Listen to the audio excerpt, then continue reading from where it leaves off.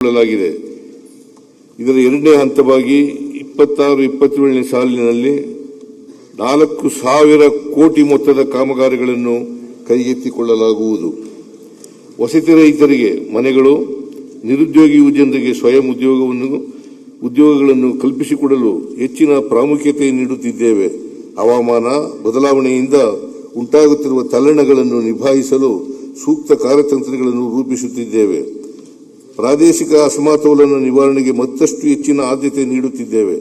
Professor M Govinda Rao ಸಮಿತಿಯ ಶಿಫಾರಸುಗಳಿಗೆ ತಾತ್ವಿಕ ಅನುಮೋದನೆ ನೀಡಲಾಗಿದೆ. ರಾಜ್ಯ ನೀತಿ ಮತ್ತು ಯೋಜನಾ ಆಯೋಗ, 5ನೇ ಹಣಕಾಸು ಆಯೋಗ, ಆಡಳಿತ ಸುಧಾರಣಾ ಆಯೋಗಗಳ ಶಿಫಾರಸುಗಳನ್ನು ಪರಿಶೀಲಿಸಿ ಅನುಷ್ಠಾನಗೊಳಿಸಲು ಬದ್ಧರಾಗಿದ್ದೇವೆ.